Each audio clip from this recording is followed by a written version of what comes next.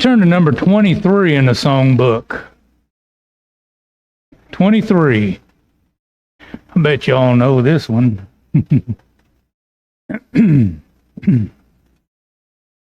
There is beyond the azure blue a God concealed from human sight.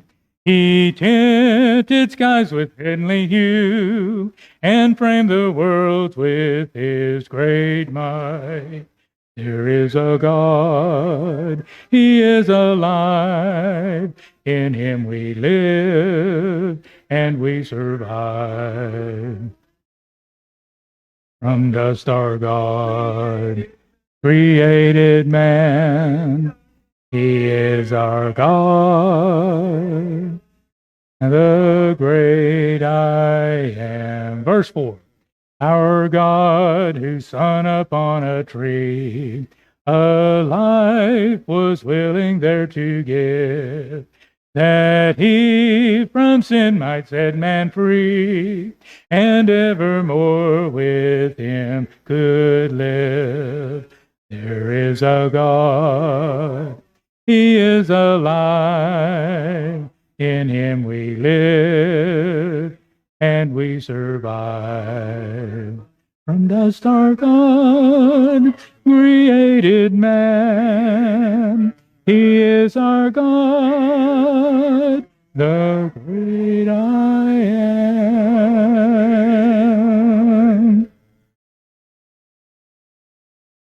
Okay, back to our little chart here. Day 4. Genesis chapter 1, verse 14 through 19.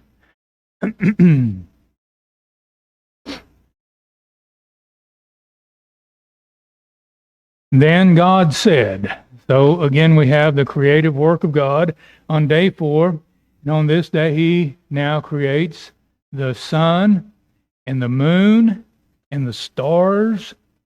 And that would involve all of the entities that we think of in outer space, the comets, the nebula, the planets, and all that's involved in outer space. God said, his word brought them into existence. You notice in verse 14, then God said, let there be lights in the expanse of the heavens to separate the day from the night, and let them be for signs and for seasons and for days and years, and let them be for lights in the expanse of the heavens to give light on the earth. And it was so. God made the two great lights, the greater light to govern the day and the lesser light to govern the night. He made the stars also. God placed them in the expanse of the heavens to guide light on earth and to govern the light and the night, to govern the day and the night, and to separate the light from the darkness. And God saw that it was good. Now, we see that already in day 1. But now God has organized that with these sun and the stars and all of those planets and all that we see in the expanse above. By faith, we understand God did these things. Perhaps if we were to take the time and dedicate our life to the study of it, we may at some point come to understand all that's involved in his creative process. I don't think we're going to accomplish that in our little time this evening, but we can get the order of creation. We can understand the order of creation. And his word tells us on day 4 that he created the sun, the moon, the stars, and those entities that we see in outer space. Did he take that light source that he created on the first day and somehow form that into the sun and these other light entities? We don't know, do we? Could he? Yes. Did he?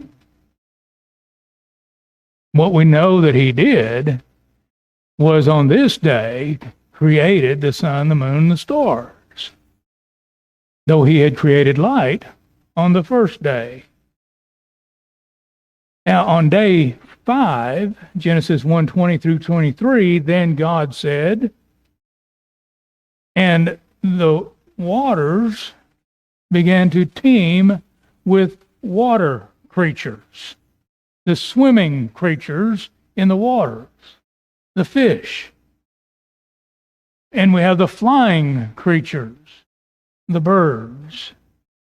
And again, these were after their kind.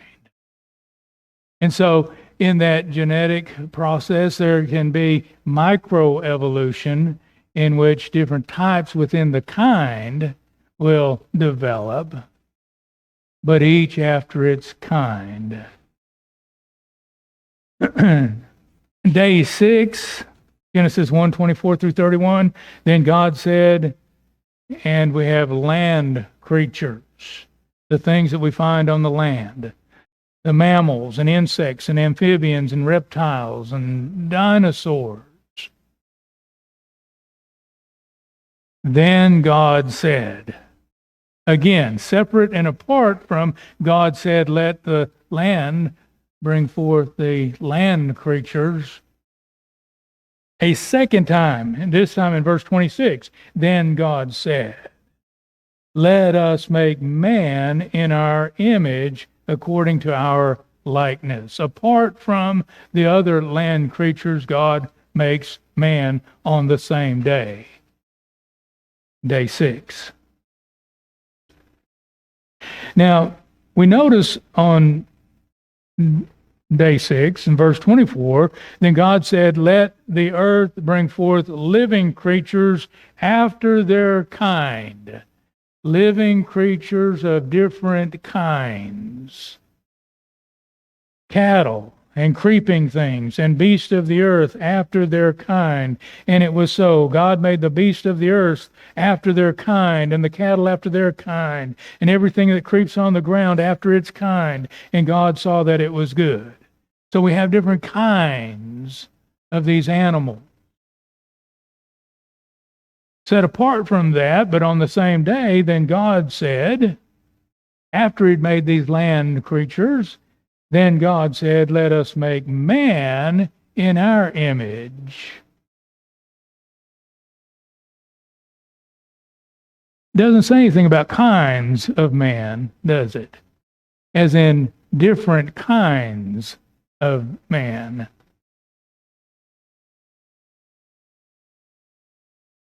Neanderthal man, Cro-Magnon man, man as we are today, ape-like man, different kinds of man.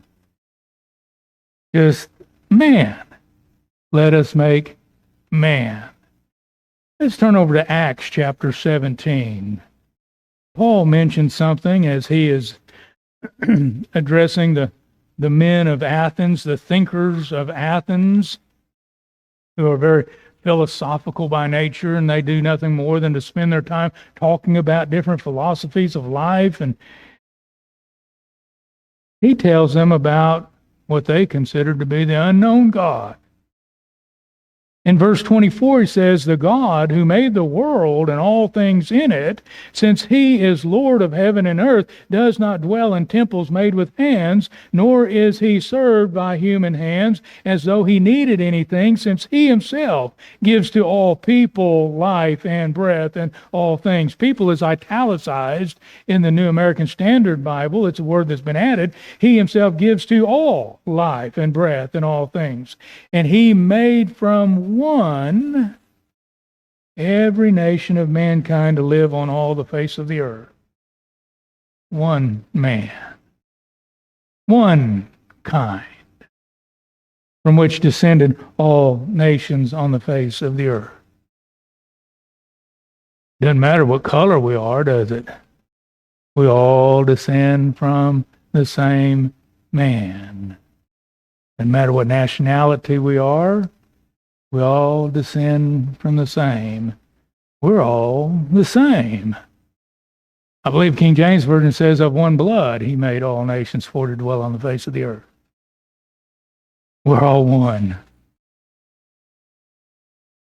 And that's a wonderful thing. And the Bible teaches us one kind of mankind. And then on day 7, which we find in Genesis chapter 2, verse 1 through 3, then God rested. God rested. His creative work was complete, finished.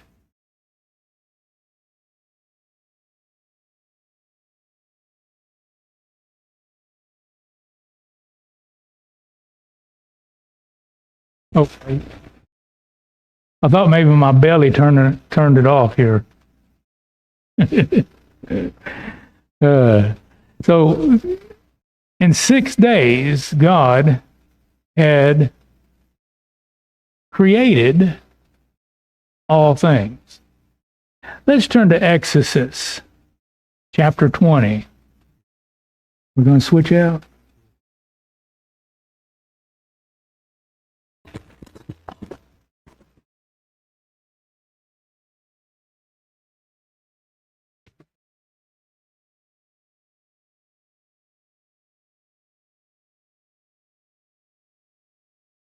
You know, this is an easy enough thing for Curtis and Chase to get that buckled up under their belly, but for me it's a little bit of a challenge. In Exodus chapter 20, as God is giving Israel the 10 Commandment law, he says in verse 8, remember the Sabbath day to keep it holy. 6 days you shall labor and do all your work, but the 7th day is a Sabbath of the Lord your God. In it you shall not do any work, you or your son or your daughter, your male or your female servant, or your cattle or your sojourner who stays with you. For in 6 days the Lord made the heavens and the earth, the sea, and all that is in them, and rested on the 7th. Therefore the Lord blessed the Sabbath day and made it holy. Now when he gives them this law, they understand what a day is, don't they? Just as we have 7 days in a week, they understood a 7-day week. They understood a day, the period of a day, a 24-hour day. They would look back to God's creative work and understand that to be a week of 7 24-hour period days. We find the same thing again in chapter 31 and verse 17. But we'll go on and move on to the cosmic evolution model. And kind of notice some differences as we go through this. Again, there are 7 periods. The first period beginning 14 billion years ago. A little different than the creation model, isn't it? 14 billion years ago. And there's a reason why the evolution model needs such long expanses of time.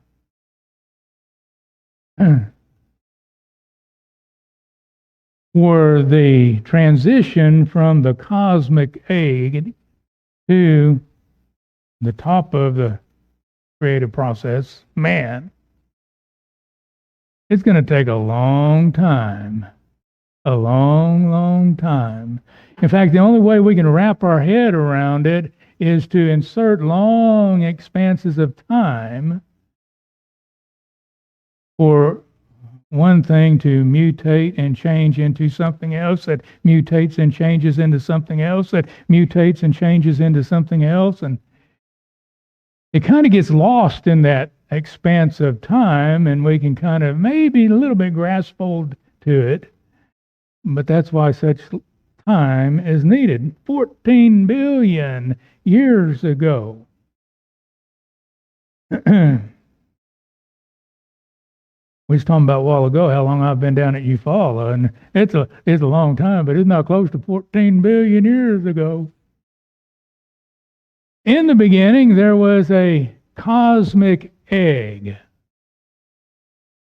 And this cosmic egg is an infinitely dense speck, microscopic speck, consisting of all the energy and matter that will ever be. We think of all the energy and matter that's in the universe today. All of that was condensed into this tiny, tiny speck of the cosmic egg. And there was a quantum fluctuation within that cosmic egg that caused an explosion, a big bang.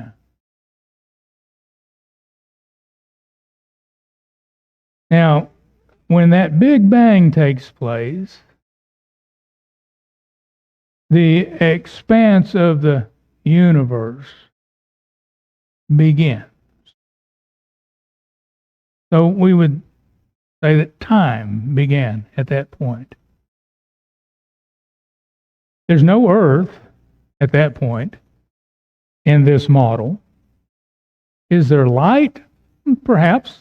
Maybe in that explosion of the cosmic egg, the energy that was rapidly released created some kind of light. Don't know.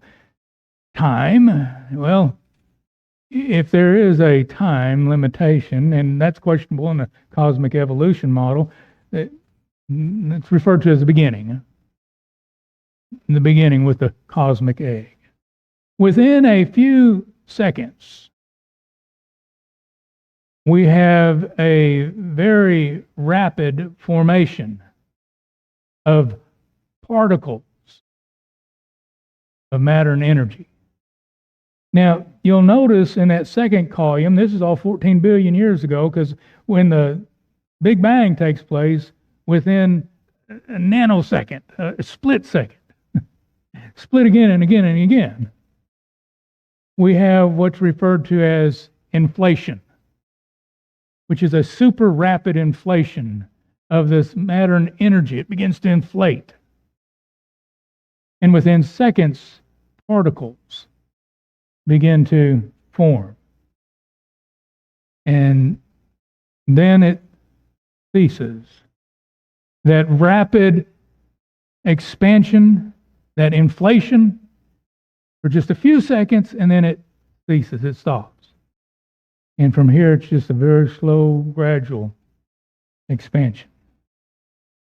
Some 380,000 years later, 13.6 billion years ago, these particles form or evolve into atoms. And then 200 or 300 million years after that, over this slow, gradual process, these atoms begin to collect and form into stars. The first star appears 13.3 billion years ago. And then, over the course of the next 9 billion years, more stars form and collect into galaxies. And then finally, toward the end of that period, our solar system forms, evolves with our Earth. And at this time, the Earth is just molten rock. You can see some discrepancies between the evolutionary model and the creation model. When was Earth created in the creation model? Day one, wasn't it? In the beginning, God created the heavens and the earth. And what was the form of the earth at that time? The water. Water. But now, what we got? 9 billion plus 2 or 300 million plus 380,000 plus a few seconds from that big bang of the cosmic egg, we finally have Earth. And it's molten rock. And here's where it gets fun. 800 million years after that, life suddenly appears on Earth. But going back to that beginning with the cosmic egg that with the Big Bang inflated and then started this evolving or process through which all of the stars, the galaxies, the planets, and everything have formed. In all of that, the only place where life happened to evolve is on Earth. That presents a big problem for the evolutionists. How do you explain the design of the universe so as to support life in one place, the Earth? Well, this is the beginning of the Darwinian evolution model, which follows the evolution of biologic life. So what we've looked at thus far is called cosmic evolution, the evolution of the cosmos. But it's not until about 3.8 billion years ago that we have life at all. Before that, life is non-existent.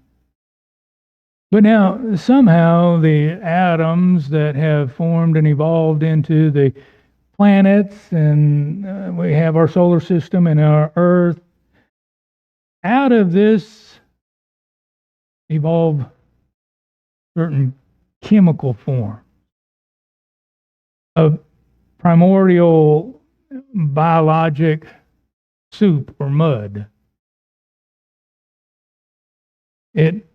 Now, of course, it took a long time to get to that point. But we have these changes that take place along the way until all of a sudden, 3.8 billion years ago, the essence of life evolves on Earth. And from that, over this period of 3.8 billion years, from the soup or mud of this chemical composition, a single-celled organism develops. And it mutates, and another single-celled organism develops. It mutates, and another single-celled organism. And then we begin this development of single-cell organism, which we've got a lot of time to work with here in 3.8 billion years. And so these will mutate, and at some point, two-celled organism evolves from the one-celled organism. And multi-celled organisms begin to evolve. And then, from these multi-celled organisms that have evolved out of, well, whatever, we have vertebrates. Creatures that have no bone structure. And the first primitive examples of vegetation, kind of on a simultaneous basis.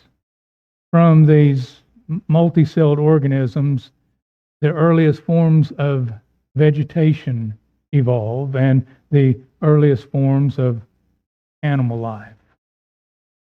And then over this period of time, these earliest forms of vertebrates will mutate and transition into creatures that have bones, vertebrates.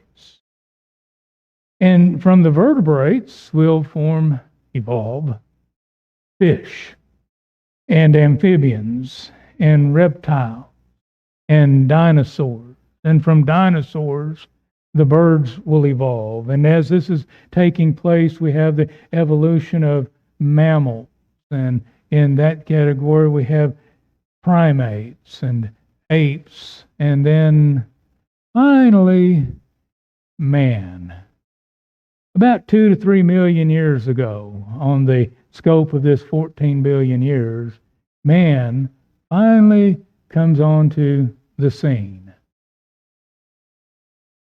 At this point, we're at the top of that evolutionary scale. But that process is continuing. There's nothing to say that it will stop. What began 14 billion years ago and has continued to this point, there's no reason to think it won't continue on. What will we evolve into in days to come? Or years to come? Billions of years to come. Now, I wrote a little note at the bottom, which was copied, so you have it there, and it's Mark 10 and verse 6.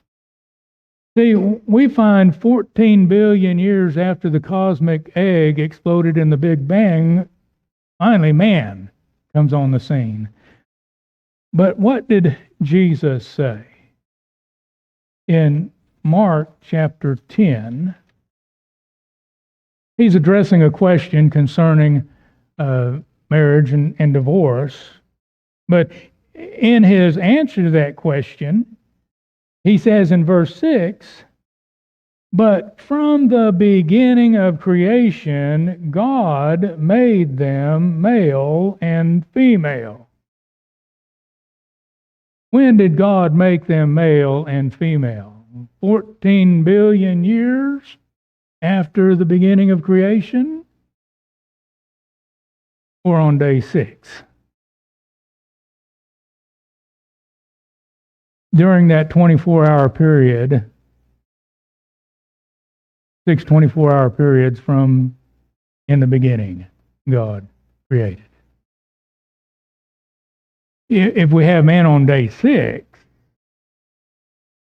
in 6 24-hour periods from in the beginning God created, that sounds like in the beginning to me, doesn't it? To you? In the beginning of creation, God made them male and female. It's kind of hard to fit God into the evolutionary process without making quite a few changes to this evolutionary scale. It becomes an either or. It's either creation or it's evolution. And a matter of which model we will accept. And as we said at the beginning, by faith we understand. Well, by faith the evolutionist understands as well. By his faith he accepts this theory of cosmic evolution, which brings into being man 14 billion years after the cosmic egg exploded. But to compromise and try to fit God into the evolutionary process means that we need to close our Bible, because this evolutionary process is not going to sync with the creation model. Take the time to make the comparisons in the two sections of the chart, and you'll see there's a lot of differences here that just don't jive together, don't sync together. Now, the creation model has a day 7, and we know that God rested on day 7. It happens that the cosmic evolution model has a 7th period as well, because the question comes, well, man is a moral being with a conscience, and we live in societies and there's culture. And so the evolutionist says that man was made 2-3 million years ago, and he was in a gradual process of evolution, but at some point in a very recent history, relatively recent time, culture evolved. And we became the people of consciousness that we are today. But what does the Bible say? Then God said, "Let us make man in our image." Where did that consciousness come from? Where did that sense of being come from? Creationists, we understand God made us that way, not simply a process of evolution. Well, we got a few minutes left. The Apologetics Press fellows, they present 8 big problems with the Big Bang. And we don't have time to consider those 8 big problems this evening, of course, but maybe we'll get to a couple of them. 1 Thessalonians chapter 5, verse 21 says, "Test all things, hold fast what is good." And we can make that application when it comes to creation model and evolution model. Let's look at these. Let's put them to the test, and let's hold to what's good. These 8 big problems that are presented have not been overcome by the evolutionists, and so this model does not pass the test of things that we should hold fast. We begin with the problem of the origin of the laws of science. You've heard of natural law, haven't you? The laws of nature. Man has discovered that there are certain immutable laws of nature that govern the universe, and these laws cannot be broken.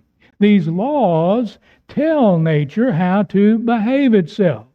If a natural law is broken, it is called supernatural or a miracle.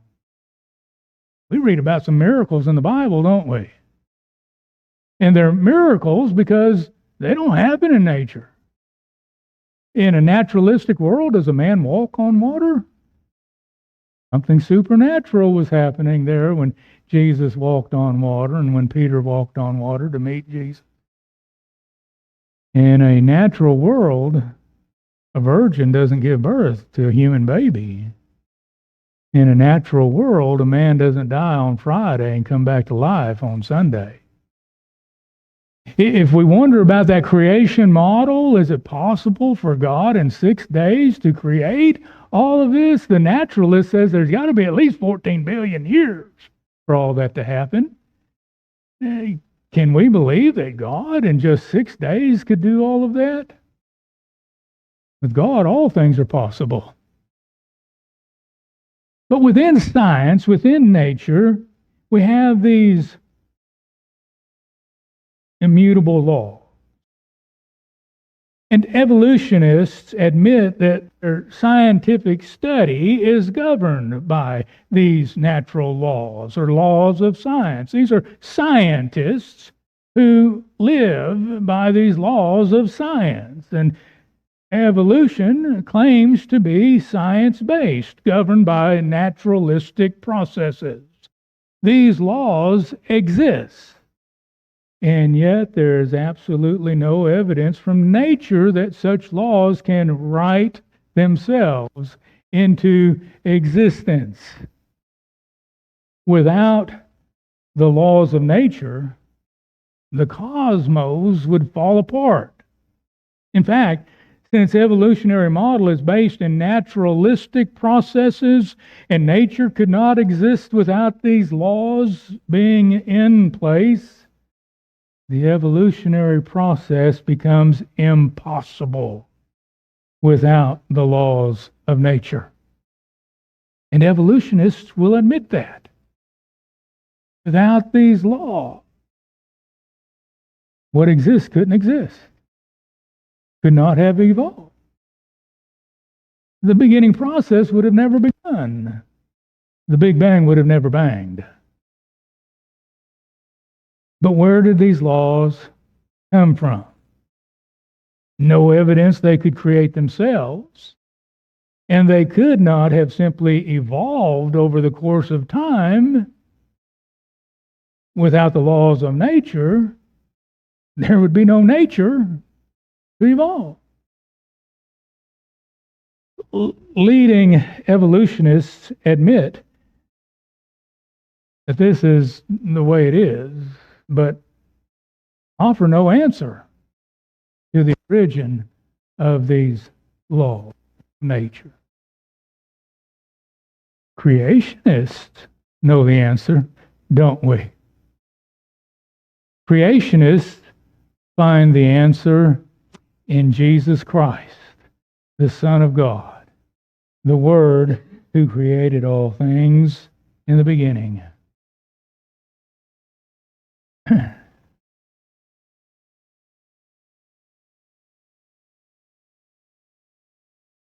Hebrews chapter 1.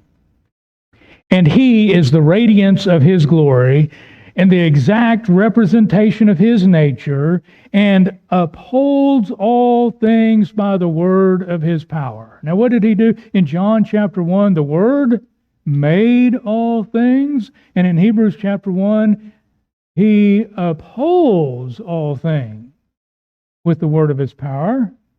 Let's turn to Colossians chapter 1.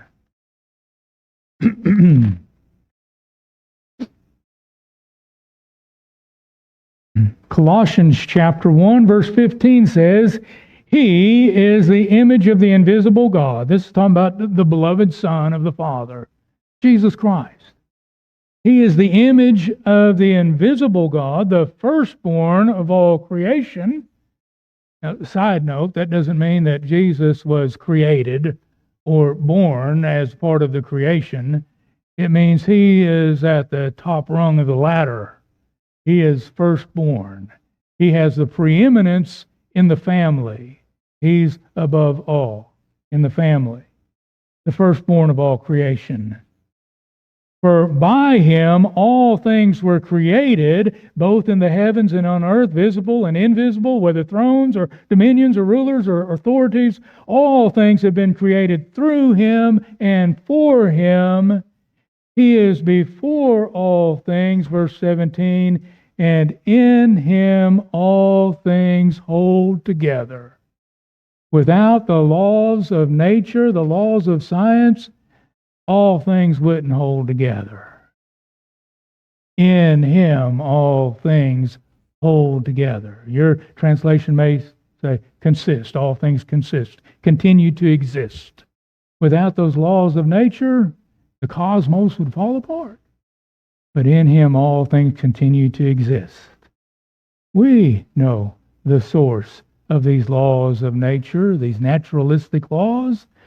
The Creator who created nature put those laws into motion so that they govern and rule the universe. Well, let's see. Couple minutes here. Second problem, we'll finish up. And that's the problem of the origin of matter and energy. I like this one. I know you had to think about this when we were looking at that chart. The cosmic egg at the beginning of the evolutionary model, an infinitely dense speck containing all the matter and energy that would evolve into the universe as we know it today. All of the energy and matter we have today was condensed in that original cosmic egg. What's the question on your mind? Where'd the egg come from? Where'd the egg come from? The evolutionary model assumes the existence of the cosmic egg. I really don't like to be asked that question. Where'd the egg come from? Cosmic evolution is a naturalistic model, and the processes do not rely on the assistance of outside supernatural aid. Without a supernatural source for the cosmic egg, only two alternatives remain. Either the egg created itself, or the egg is eternal and has always existed. Two alternatives. It either created itself or it's always been there. Now, remember, this is a science-based model. It's a naturalistic process. And so we need to go to the laws of nature to see if that's possible, that the egg could create itself or that the egg could have always existed. The first law of thermodynamics, one of those laws of science, indicates that in nature, matter and energy cannot create themselves. That's an immutable law of science. The first law of thermodynamics. Energy and matter cannot create themselves. In nature, you cannot get something from nothing. Energy can be converted into matter. Matter can be converted into energy, but neither energy nor matter can create themselves. For energy and matter to exist, something outside of the natural realm had to create it, or it had to have always existed. So, the second alternative, it's always existed. Except there's a second law of thermodynamics, one of these immutable laws of science. And it states that the universe or nature is in a constant state of entropy. It's wearing out. It's wearing out. By naturalistic means, it is impossible for energy and matter to have always existed, because it would have worn out and diminished by now. So the existence of energy and matter cannot be proven by science, naturalistic means. Where did the cosmic egg come from? And there's another immutable law of nature that must be considered, and that's the law of causality. This is perhaps the most fundamental of all scientific laws. This law indicates that every effect that we see in the natural realm always has a cause. The law of cause and effect. You've heard of that, haven't you? The law of cause and effect. Since the cosmic egg existed, nature demands that it must have a cause. This law of science demands that it must have a cause. What caused the cosmic egg? Where did the egg come from? By the laws of nature, it did not create itself, and by the laws of nature, it did not always exist. And so evolutionists admit this is a big problem and just sort of ignore it and go on with the theory of cosmic evolution. The creationist has no problem with the origin of matter and energy. In the beginning, God created. Well, the evolutionist may say, okay, creationist, where did God come from? Where did God come from? You want to know where the egg come from? I want to know where God come from. Again, the creationist has no problem accepting that God is supernatural. And in fact, the creator of all things natural and is not limited to the laws of nature. He is eternal. Appreciate y'all letting me come and share some thoughts with you.